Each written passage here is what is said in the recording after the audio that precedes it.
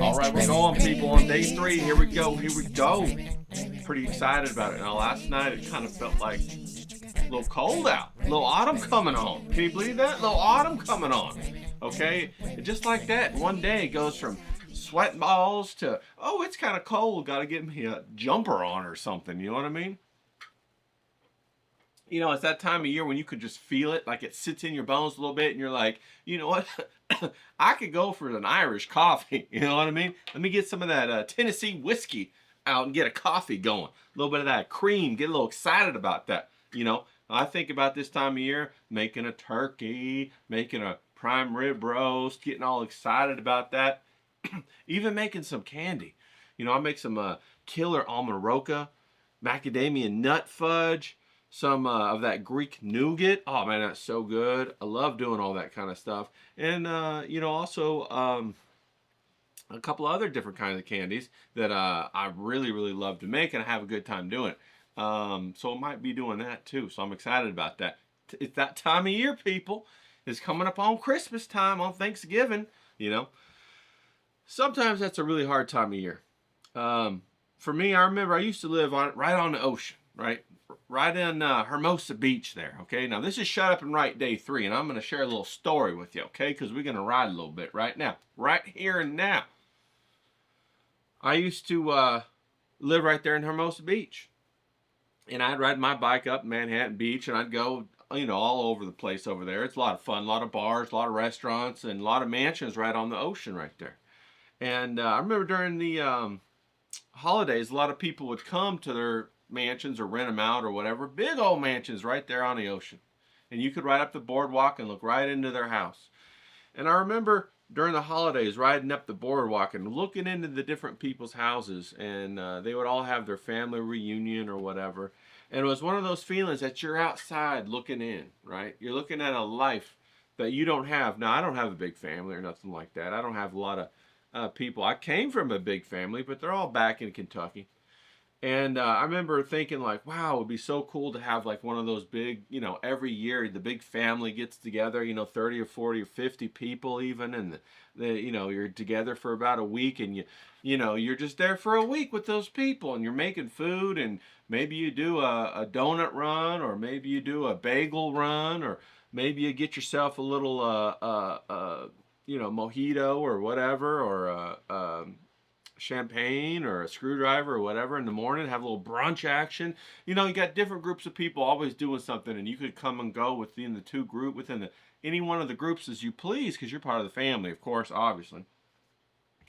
And so I'd ride my bike by and see a different family doing this, and then in a different mansion and a different window, a different family doing that. And you know, they'd go out onto the beach and have a volleyball and beach game set up, and you know, have that beer pong going or different things like that. And it was kind of like I changed the channel from family to family to family as I rode my bike, and I observed it all, and I looked at what they were doing, and it was just really interesting.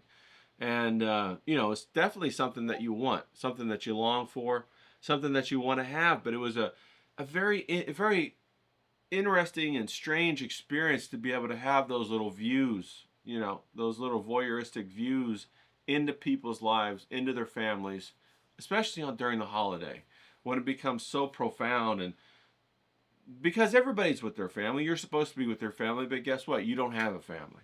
So you're not with the family. So you're watching everybody else participate. And there's been times in my life where I've absolutely hated the holidays. Couldn't wait till they were over.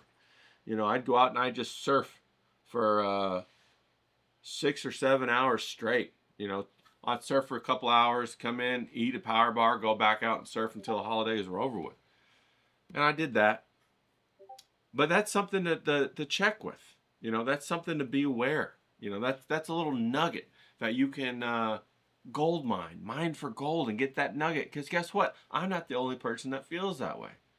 There's hundreds and thousands and millions of people that feel that way. Okay, they're out there. So that's a potential connection point that I could tell a story and it could resonate with you. It could resonate with those people. So that's what we're going to do. We're going to talk about, okay? So happy day 3. Be excited about that. Okay? Now check in with yourself, okay? Are you stoked?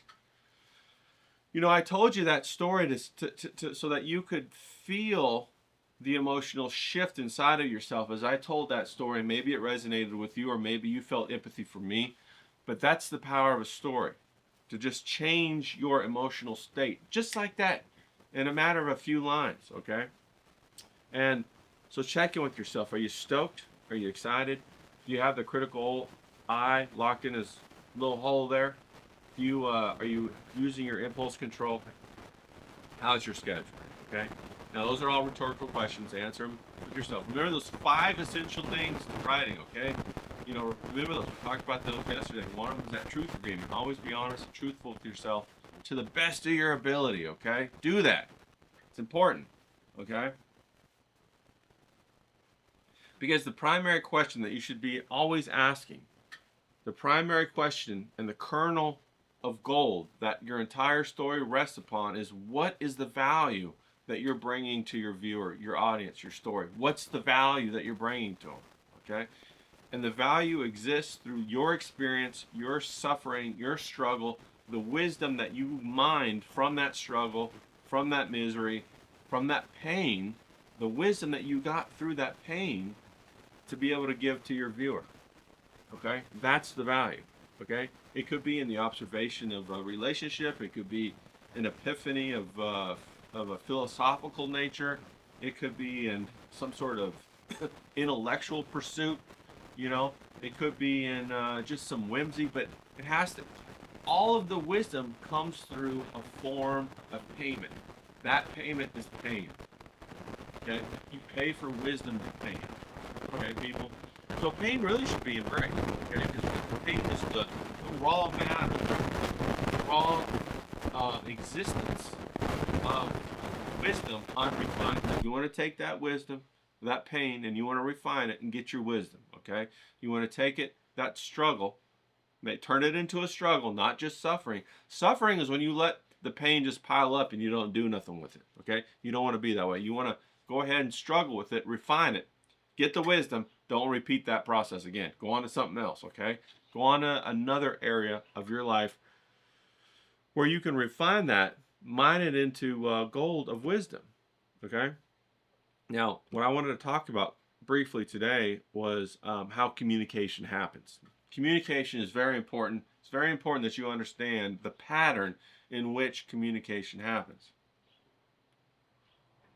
So if I came up to you and I said, hey, do you know how communication happens? Do you know what the pattern of communication is? What would you say? Think about it. If I said, hey, tell me the pattern of communication that everybody does. Do you know what it is? Well, what if I put it in another way? Do you understand what the communication protocol that people have? Do you know what the word protocol means? It means a pattern in which communication happens, okay? And basically everybody operates in a 3-beat nested protocol, okay? What does that mean? That sounds crazy. I know. A 3-beat nested protocol means there's always a beginning, a middle, and an end. Okay? There's always a beginning, a middle, and an end. Think about when you go up to somebody and you ask them for, you're asking somebody at the store where the fruit is. Where's the fruit? You go up to them and you say, hey, how you doing? That's the beginning. Where's the fruit? That's the middle. The answer is the end. Thank you. Everybody operates that way. Okay? And nested just means that you have those protocols within protocols. So say you're telling a story, right? There's a beginning, there's the middle, and the end, okay? And within each story are scenes, and every scene has a beginning, a middle, and end, okay? And every communication within that scene has a beginning, a middle, and an end. So do you see how the hierarchy, the beginning and the middle and the end, is nested within other beginning and the middle and the end, beginning and the middle and the end?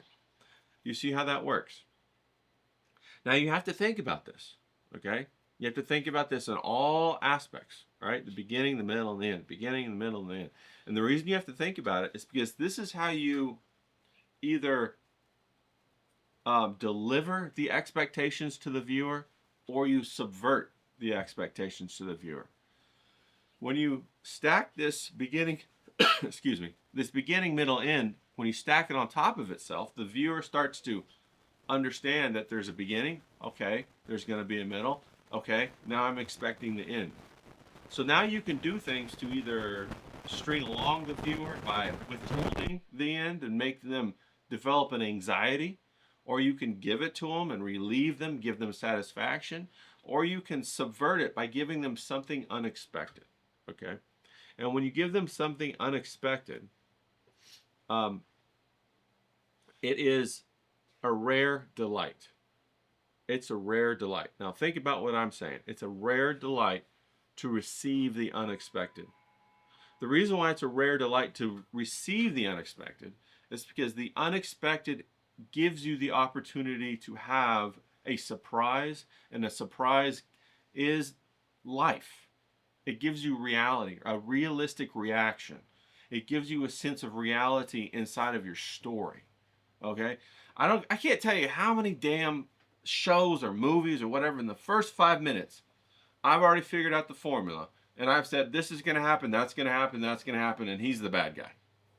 I do that all the time. That's why I have such a hard time watching shows, because most of them suck because I can guess it right off the bat. Okay? Now every once in a while you get a good story where it's riveting, right? And you figure out what the formula is, but then all of a sudden it goes in a completely different direction. So bam, it grabs my attention and I'm sucked into that story because now I don't know what's going to happen. I thought I knew what was going to happen, but it went somewhere else. Okay? And that's how life is, right? Propaganda goes on these nice patterns, but life, there is no pattern, right? Sometimes we get influenced by propaganda, so we look for those patterns in life and then we're always disappointed. All right, I'm always looking for the white knight to come save me. Well, that doesn't happen, right? Oh, there always has to be a big battle and then a resolution at the end. Well, that doesn't happen either, okay? Most of the time, when you have your biggest successes, there's nobody to even see it. They go off quietly in the sunset of the night. You get what I'm saying? You might work and work and work and work and work to pay off your house. And then all of a sudden, on a Tuesday, you get that thing in the mail. And you get home, and you check the mail, and the sun's just setting. And you open the mail, and you got a letter. You open the letter, you pull it out, you're standing at your mailbox, the sun's setting. All you can hear is the crickets or the grasshoppers. And you open the letter, and it says, you have fulfilled your obligation to your mortgage, and your house is paid off. That's a tremendous accomplishment, right? And there's nobody there to see it. It's all quiet. The sun's setting. You can hear the crickets, maybe a couple of frogs in the background. That's about it. So then you got this 20 years or 10 years or 30 years worth of work, and all of a sudden it's over. New chapter opens up. That's life. Okay? That's life. So when we're using our story, there's always a beginning, a middle, and end. And then there's other patterns. And it's important that we observe these other patterns and we utilize that in our story. Now that seems obvious, right? That seems obvious. Well, if it's so obvious, then how come it's so hard to do? Okay? How come it's so hard to do? How come it's so hard to make a 3-beat story so interesting? Okay? And that's what we're going to focus on. We're going to take the things that you've already done in your notebook. You've written down what you're attracted to, and you've tried to write down what you thought the reasons were why you were attracted to them. Okay? Now, what I want you to do is I want you to take those reasons why you thought you were attracted to, the things that you liked, your desires. And I want you to go somewhere where nobody's going to hear you, and I want you to read the answer out loud to yourself so you can hear yourself. Read it out loud and then see if it's true. Okay? You can tell in your own voice if it's true or not. Now remember, you made an agreement to be honest with yourself. Okay? Be honest with yourself. and be truthful. And so if you haven't done the work to figure out why you don't like water, and you say, oh, I just don't like going in the water because I don't want to get my hair wet. And you wrote that down. You say, I don't like going in the water because I don't want to get my hair wet. Well, is that very interesting? Nope, it's not it, right? You got to figure out why, okay? I don't like going in the water because my mom tried to drown me when I was a 4-year-old. And so I've developed a fear of water ever since. And on top of that, a fear of relationships with authority. Okay, now we're on to something. Okay, now we got something to say. Now we got value to bring to your audience, right? And we're going to bring that value in the shape of a 3-beat story. Okay, a beginning, a middle, and an end. Okay, so the easiest way to start is to try to take that shape of that memory and jot down 3 lines, a beginning, a middle, and an end. Okay, so take that memory. It could be a good memory too. Maybe it could be that thing about hot dogs where I love hot dogs. Okay, why do you love hot dogs? Because they taste so good. No, that ain't it. Okay, why do you love why is food so important to you? Well, because when I was 5 or 6, my dad would always take me out of the house, just me and him. And we'd go have our own special time together, and we'd get a hot dog, or we'd get a bagel, or we'd get something. And then what happened was my dad got killed in a car accident. And now I eat to stuff myself because I'm trying to find that relationship again, but I haven't gotten through the pain of losing my dad who was so dear to me. So now I'm a fat ass. I'm a 300-pound fat ass. Okay? Now we got something to talk about. Now we got something to write. All right? So then what I want you to do is I want you to take that story, or that memory, and I want you to put it in the form of a beginning, a middle, and an end. I want you to write it out for as many as of those desires and reasons as you can. Okay? Do it like how I suggested with the hot dogs. All right? Write it down. Next page, beginning, middle, and end. And this is how you process and refine in your notebook. Okay? This is how you do it. This is your bank, your gold bank. You got all the gold in here. Okay? So you're gonna write something along the lines of a beginning. I love hot dogs. And I guess my love for hot dogs started way back when I was 5. My dad introduced me. Now we're going to the middle. My dad introduced me to the hot dogs, and I absolutely loved him. And I miss my dad. That's the middle. The end is the conclusion. Where are you at currently in your story? I'm a fat ass. And I eat and eat and eat so that I don't have to face the pain of losing my dad. That's a powerful story. You get what I'm saying? That's powerful. You know, your story doesn't have to have a happy ending, but it can have a happy ending. It's up to you. It's up to you. Maybe I used to be a fat ass, but now I've been working out for the last year because I decided I want my dad to be proud of the person who I've become. Okay? That's powerful. All right? That's where we're at with that. So I want you to do that with the goal that you already been working on refining in your notebook. You got them reasons why you're attracted to certain things. Okay? So I want you to take it for each one of those and write it down. Now that's in your 30 minutes today, okay? Now I do these exercises so that you can be ready to write after you look at these videos. That's why we do these exercises. Hopefully you get all excited and turned on and the juices are all flowing and you're ready to go with your writing after this. And you can just knock it out with 15, 20, 30 minutes, okay? So go ahead and get out your card or your Post-it note or whatever. Get your exercise. I want you to take a deep breath. Sit back, take a deep breath, get you stretching out. Relax your mind. Go through that whole thing of just a couple of deep breaths. Push it out. Push out all the stress. Get it all away. You're about ready to enter the area of imagination, okay, where there are no rules except for fostering the emotions that you want to foster, okay? Happiness, sadness, whatever it is, you're going to cultivate that, curate that, let it grow inside of you as with each breath, like a balloon. Picture a balloon. Inside that balloon is the emotion, okay? Whatever that emotion is. Take a breath, let that balloon grow inside of your chest, let it grow. Get your little pin out. Now, I want you to think. Close your eyes, I want you to think about something, okay? I want you to think about the best gift that you ever received in your life. Think about the best gift, okay? It has to be a tangible gift, okay? It can't be like a trip, or it can't be going on holiday. It can't be some dinner brunch at your favorite restaurant. It has to be an object, okay? What is the best object as a gift that you've ever received in your life, okay? And then I want you to think about a couple of words about how it made you feel.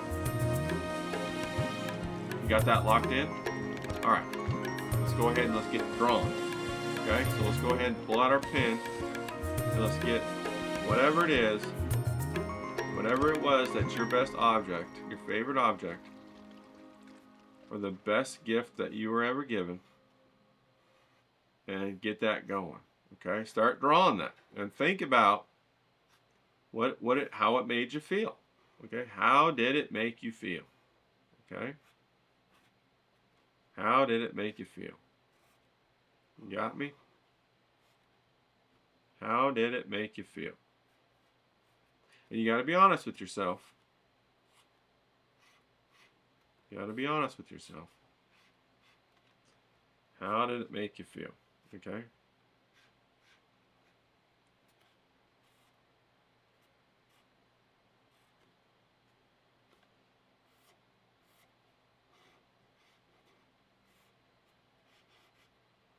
Okay?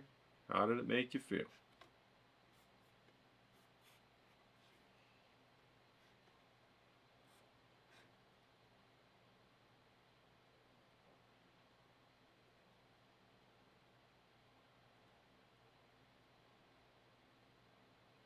Now, the best thing I ever got was a watch. Here we go. Got a watch. Okay? And the first thing that came to mind when I got this watch was, can I keep it?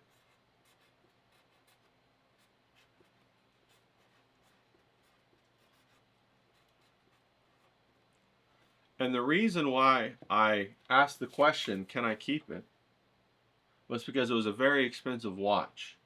And I wasn't sure if the person who gave it to me could afford it. And I was more worried about the fact that they couldn't afford it and if I could keep the watch than being excited about the watch. And so what I communicated to them, they were expecting me to be excited and overjoyed about it, because it was a very significant watch, a lot of money. And when I got it, I was so concerned and struck and so surprised with how fantastic the watch was. And I had wanted the watch for a while. I'd wanted it for a long time. And I had talked about it, and I had worked at a job where I even had a boss telling me that he was going to buy me the watch as a bonus if I met some goals, and I met those goals, but he never bought me the watch. Instead, he just cut my pay because the company wasn't doing good, and gave me a much smaller bonus. So I'd been wanting this watch for a long time, and I had talked about it, and this person finally bought me the watch, and I didn't expect it, and I didn't even think they had the money to do it, but they had worked on it for a long time, saved the money, and finally on my birthday they gave me the watch. And I was so shocked by the magnitude of the gift that I didn't know what to say, and I was worried. I didn't think that they had the money to be able to afford it. Okay, so I thought immediately, can I keep it? Should we give this back? Are you sure you can give this to me? And that really robbed me of the joy of the moment, and robbed them of the joy of the moment of giving the gift, and that opportunity to celebrate our relationship. Okay, and so that was like a programming from my childhood, for being raised in a poverty type mentality, being so worried about that, and taking on the responsibility of other people. Okay, and so that shows an insight into an area that I could mine for gold, you know, to get that understanding and that resonance and take that pain and turn it into gold. Okay, so I want you to do the same. Okay, and then what we're going to do is we're going to take this little fella and we're going to put them all on up here under number 3. This is number 3. Okay, boom, we got our number 3 right there. Okay, now I want you to get out there. I want you to kick some ass. Now this is hard work we're doing. Okay, this is not for the faint of heart. All right, you know that saying where we're gonna go where angels fear to tread. Well, that's what we're fixing to do right here. And you know, this writing thing, it ain't no small undertaking. Okay, it's serious business because it has to do with the mechanisms and the very elemental ingredients of who we are as people.